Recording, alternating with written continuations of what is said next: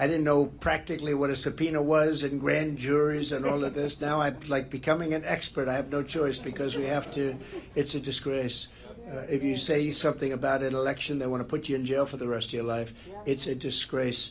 So they can cheat on an election, but if somebody wants to question the cheating, they want to call you a conspiracy theorist and all these other things. These people are sick. They go after Trump, but they don't go after terrorists, right? They should give a little of that oomph to going after the terrorists. We allege that 16 Michigan residents met covertly in the basement of Michigan GOP headquarters and knowingly and of their own volition signed their names to multiple certificates stating that they were the duly elected and qualified electors for President and Vice President of the United States of America for the state of Michigan. These defendants may have believed the now long debunked myths of vote tampering or ballot dumps. They may have felt compelled to follow the call to action from a president they held fealty to. They may have even genuinely believed that this was their patriotic duty.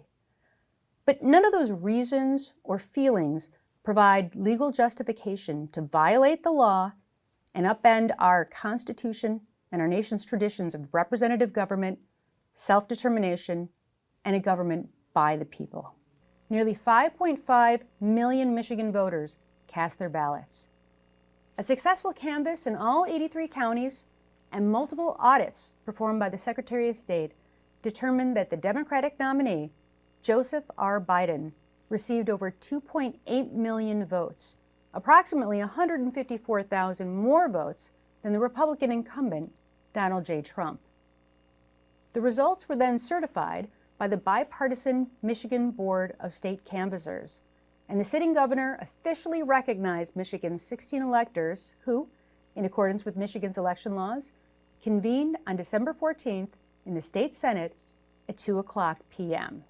Despite this, the groundwork was laid for a plan to send alternative slates of Trump's electors to Congress in an attempt to outmaneuver and circumvent the long-standing Electoral College process.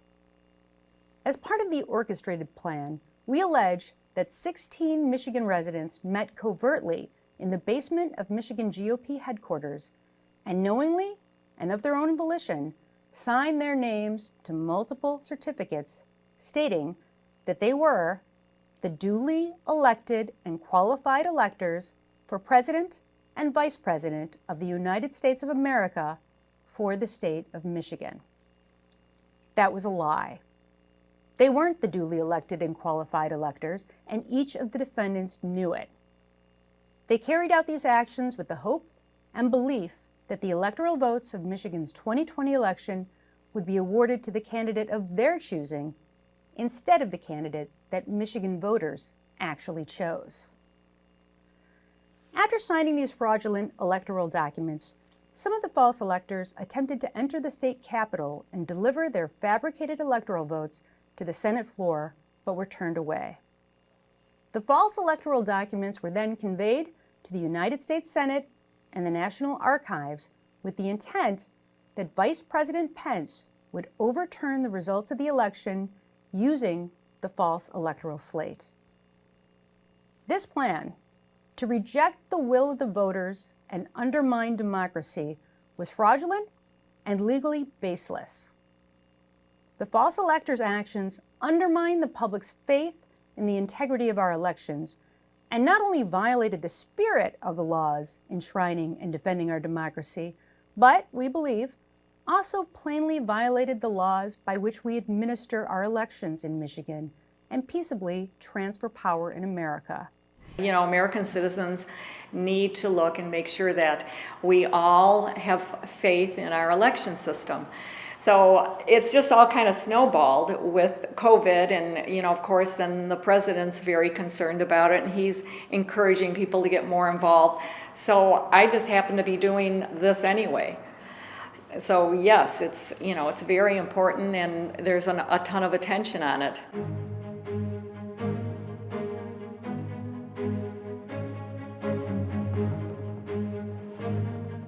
Sergeant Oslevar Barnes, has the tally been completed? Yes, Lieutenant Governor. The electors have unanimously cast 16 votes for Joseph R. Biden.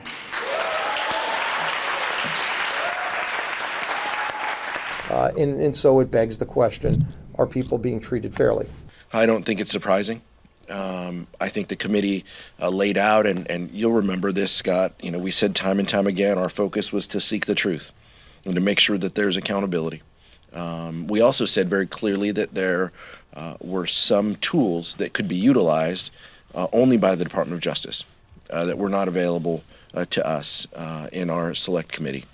So we're appreciative of the work of the Department of Justice and their focus on staying true to finding the facts and holding people accountable.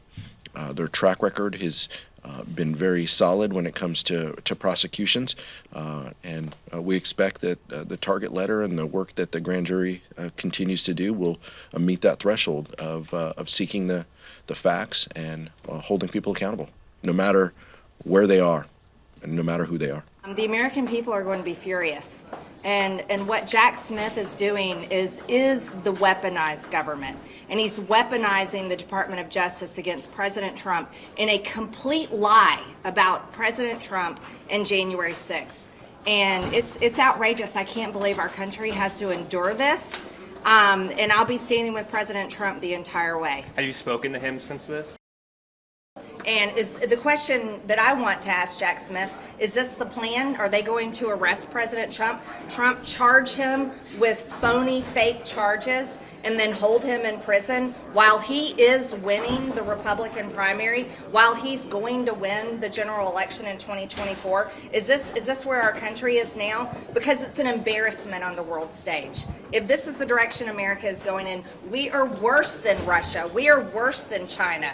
We are worse than some of the most corrupt third world countries, and this needs to end. It's an absolute lie, and every single time President Trump is proven innocent time and time and time again, and he'll be proven innocent again. He hasn't had a trial, though, right, related to the last indictment. He shouldn't have a trial related to the last indictment. This is ridiculous. The document hoax is nothing but a hoax. And now they're going to try to charge him with some kind of seditious conspiracy on January 6th. It's ridiculous. Saying march peacefully, go in peace to the Capitol, how is that seditious conspiracy? It's not. And there's nothing wrong with asking questions about elections.